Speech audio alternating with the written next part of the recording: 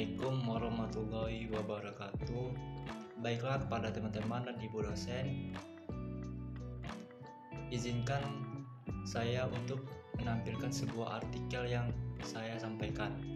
Baiklah, dengan ini saya akan memperkenalkan diri saya. Perkenalkan, nama saya Fatur Rizky, NIM 2032 30072, Prodi MPI kelas 2B.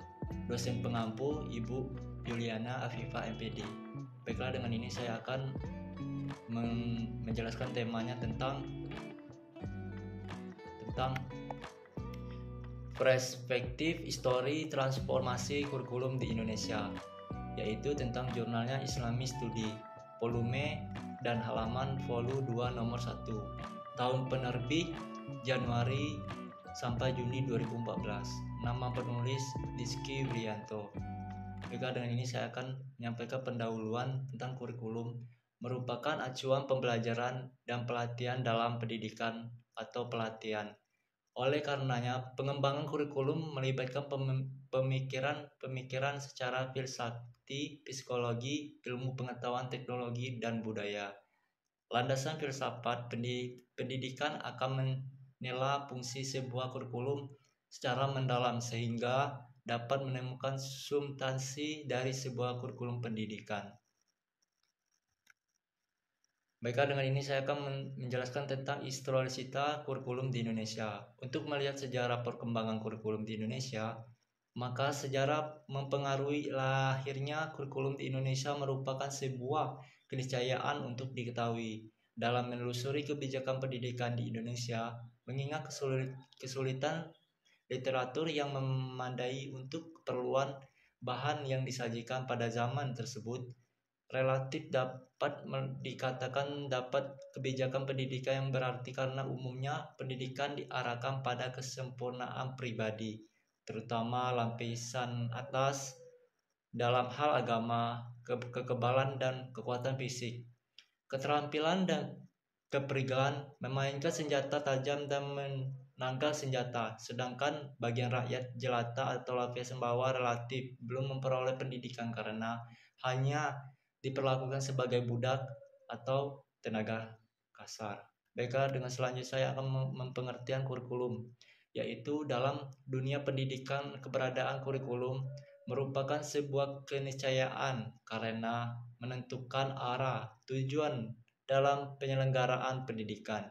Kurikulum merupakan inti core dari sebuah sekolah karena kurikulumlah yang mereka tawarkan kepada publiknya dengan dukungan SDM, guru berkualitas, serta sarana sumber pembelajaran lainnya yang memadai. Di kursus tentang kurikulum masih terus berjalan, apakah kurikulum itu hanya bermakna course online atau GBPP, atau mencakup seluruh pengalaman yang diberikan pada subjek didik dalam proses pendidikan oleh guru. Baiklah, selanjutnya yaitu orientasi kurikulum. Orientasi pemerintahan di Indonesia telah menggariskan dasar-dasar dan tujuan didikan dan pengajaran tersebut dalam Undang-Undang Nomor 12 Tahun 1954, terutama pada pasal 3 dan 4 yang berbunyi tentang tujuan pendidik. Pasal 3 yaitu tujuan pendidikan dan pengajaran dalam bentuk menulis susila yang cakap dan warga negara demokratis serta bertanggung jawab tentang kesejahteraan masyarakat dan tanah air. Pasal 4, pendidikan dan pengajaran berdasarkan atas asas-asas yang termaktub dalam Pancasila, Undang-Undang Dasar Negara Republik Indonesia, dan atas kebudayaan kebangsaan Indonesia. Tujuan kurikulum tiap satuan pendidikan harus mengacu ke arah pencapaian tujuan pendidikan nasional sebagaimana yang diterapkan dalam Undang-Undang Nomor 2 Tahun 1089 tentang Sistem Pendidikan Nasional.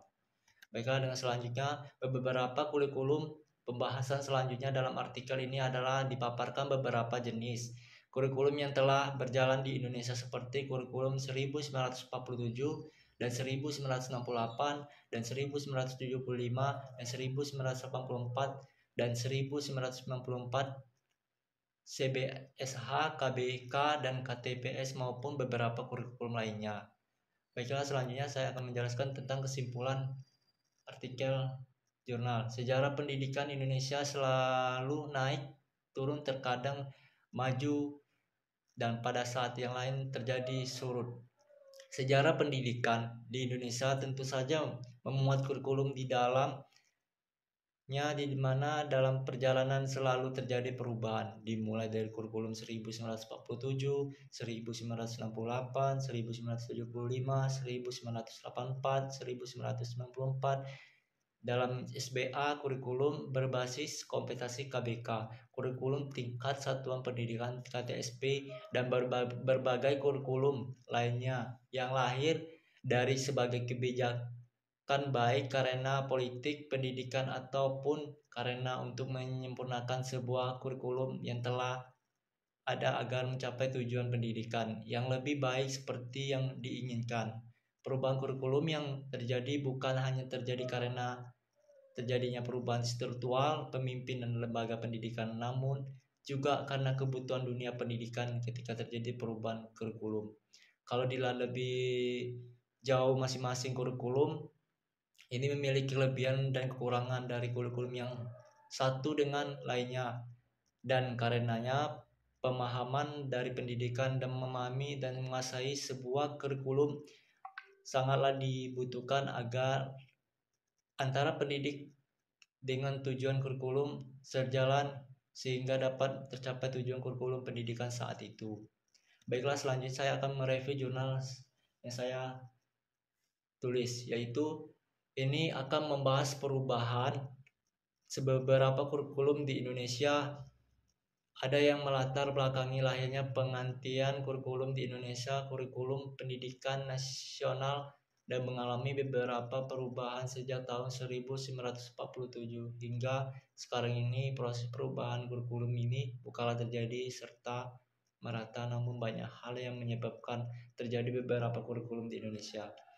Hal ini karena adanya perubahan kebijakan, faktor politik, kebutuhan, dan banyak faktor lainnya yang telah menyebabkan perubahan kurikulum di tanah air. Perubahan kurikulum harus melibatkan beberapa stakeholder agar dalam implementasinya dalam diskronisasikan dengan tujuan kurikulum tersebut, sehingga apa yang diinginkan dicapai dalam kurikulum tersebut dan dapat tercapai seperti yang diharapkan. Perubahan kurikulum ini tentu saja dengan harapan akan membawa kemajuan pendidikan di Indonesia saat ini. Baiklah, itulah tentang review jurnal saya. Saya ucapkan terima kasih dan saya akhiri. Assalamualaikum warahmatullahi wabarakatuh. Audio Jungle.